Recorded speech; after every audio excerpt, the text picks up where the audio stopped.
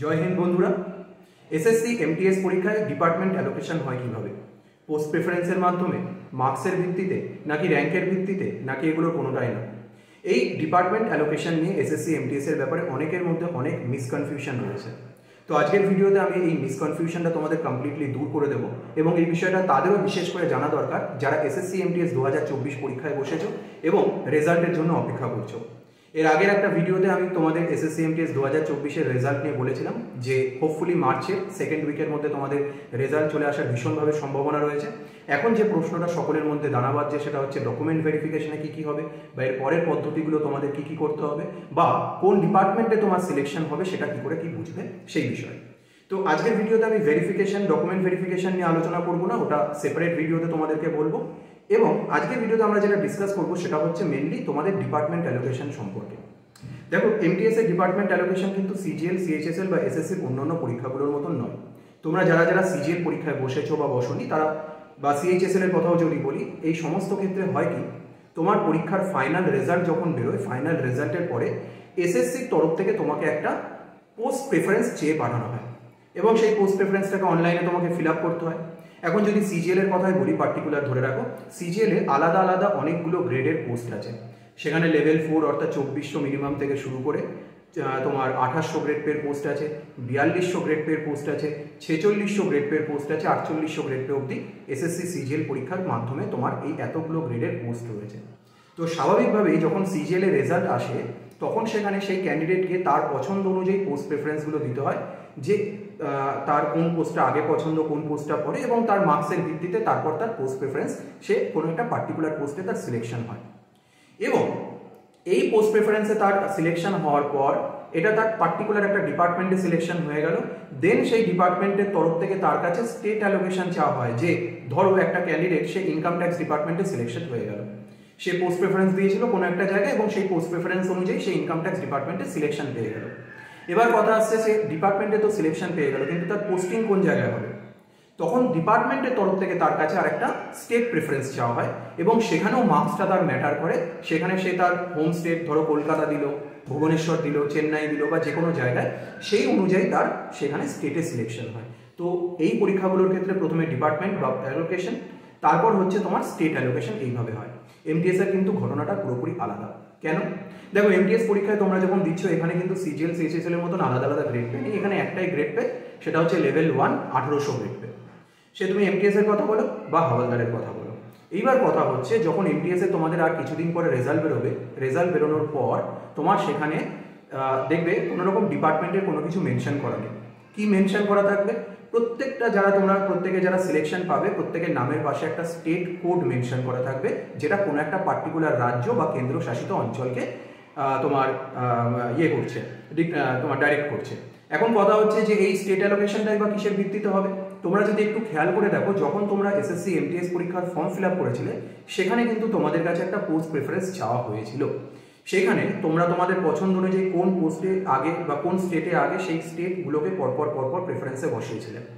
এইবার যখন তোমার ফাইনাল রেজাল্ট আসবে, তোমার মার্কসের ভিত্তিতে দেখা হবে যে তুমি কোন স্টেটে সিলেকশন পেলে, সেই স্টেটটাই তোমাকে ফাইনালি জানিয়ে দেবে। ওইখানে কোনো রকম কোনো তোমার ডিপার্টমেন্টের কথা উল্লেখ থাকবে না। তো তোমার স্টেট অ্যালোকেশন সবার আগে হয়ে গেল।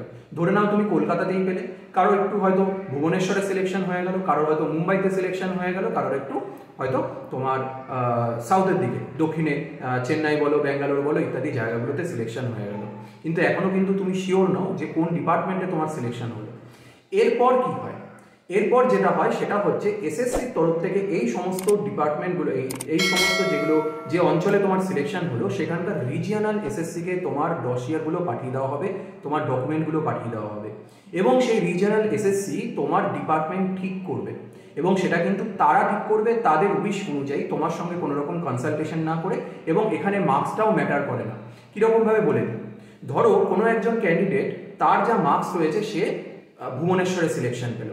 ভুবনেশ্বর মানে এসএসসির কোন জোনে পড়ছে? ইস্টার্ন জোনের মধ্যে পড়ছে।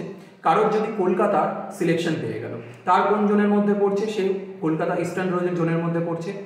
এইবার এদের ডিপার্টমেন্ট অ্যালোকেশন, কোন ডিপার্টমেন্টে পোস্টিং দেওয়া হবে সেটা ঠিক করবে এসএসসি ইস্টার্ন রিজিয়ন। কেউ যদি ধরা গেল চেন্নাইতে সিলেকশন পেয়ে গেল, তার তার তোমার ডিপার্টমেন্টকে ঠিক করবে, তার ডিপার্টমেন্ট ঠিক করবে SSC southern region, SSC SR. Okay, তো পার্টিকুলার সেই আঞ্চলিক যে এসএসসির অফিসগুলো রয়েছে তারা তোমাদের ডিপার্টমেন্টগুলো সিলেক্ট করে। এবং যখন এসএসসিকে এই বিষয়ে জানতে চাওয়া হলো যে এরা ডিপার্টমেন্ট অ্যালোকেশনটাকে কিভাবে করে, এসএসসির তরফ থেকে বিভিন্ন আরটিআইতে একটাই উত্তর এসছে, সেটা হচ্ছে round robin method. Kind of যদি সহজ বাংলা কথায় বলি, এটা হচ্ছে একটা লটারির পদ্ধতি। অর্থাৎ তারা যে কটা ক্যান্ডিডেটকে, ধরো আমি যদি এসআর এর কথাই বলি, সাউথার্ন রিজনের কথা বলি, ধরো 100টা ক্যান্ডিডেট তারা চেন্নাইতে এমটিএস হিসেবে সিলেক্টেড হলো তামিলনাড়ু অর্থাৎ সাউথার্ন জোনের যে এসএসসির আন্ডারে যেহেতু ওটা পড়ছে, এবার এসএসসি সাউথার্ন রিজন ওই ক্যান্ডিডেটগুলোকে তাদের কাছে যেই যে ডিপার্টমেন্টগুলোতে ভ্যাকেন্সি রয়েছে সেই ডিপার্টমেন্টগুলোতে তাদের উইশ অনুযায়ী তারা অ্যালট করে দেবে কোনো একটা লটারি পদ্ধতির মাধ্যমে।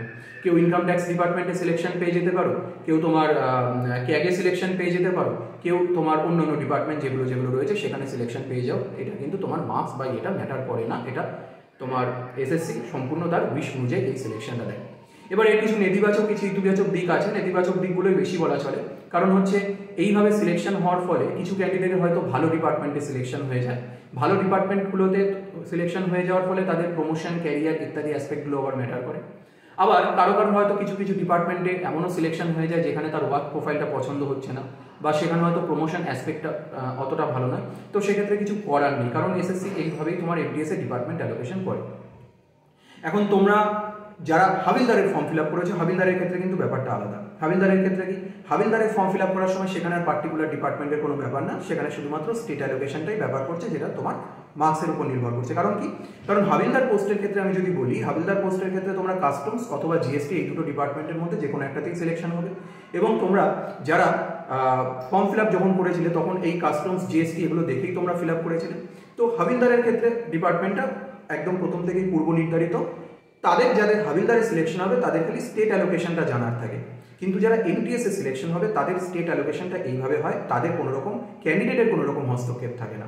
তো সহজ কথায় যদি বলি, প্রথমে লিস্ট আসবে তোমাদের ফাইনাল লিস্ট, ফাইনাল রেজাল্টে যেটা তোমরা জানতে পারবে তোমার কোন রাজ্যে সিলেকশন হলো।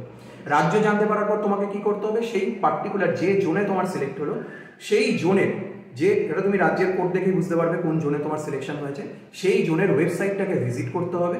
কিছুদিনের মধ্যে রেজাল্ট আসার কিছুদিনের মধ্যে ওই পার্টিকুলার জোনে তোমার ডিপার্টমেন্ট অ্যালোকেশনের একটা লিস্ট পাঠায়, সেই লিস্টে তুমি জানতে পারবে যে তোমার কোন ডিপার্টমেন্টে সিলেকশন হয়েছে। এখানে তোমার কাছে কোনো রকম ডিপার্টমেন্টের প্রেফারেন্স চাওয়া হবে না। তো কমেন্ট বক্সে তোমরা জানাও তোমরা কারা এসএসসির এই ডিপার্টমেন্ট সিলেকশনের পদ্ধতিটাতে খুশি, বা তোমাদের কি মতামত রয়েছে সেটা তোমরা জানতে পারো। এছাড়া তোমাদের যারা এসএসসি এমটিএস 2024-এর রেজাল্টের জন্য অপেক্ষা করছো তাদেরকে বলবো আমাদের টেলিগ্রাম চ্যানেলেও যুক্ত থেকো এবং চ্যানেলটিকেও সাবস্ক্রাইব করো। এসএসসি এমটিএস 2024 বা অন্যান্য পরীক্ষাগুলো সম্পর্কে ফার্দার আপডেটগুলো তোমরা এখানে পেতে থাকবে। Thank you all.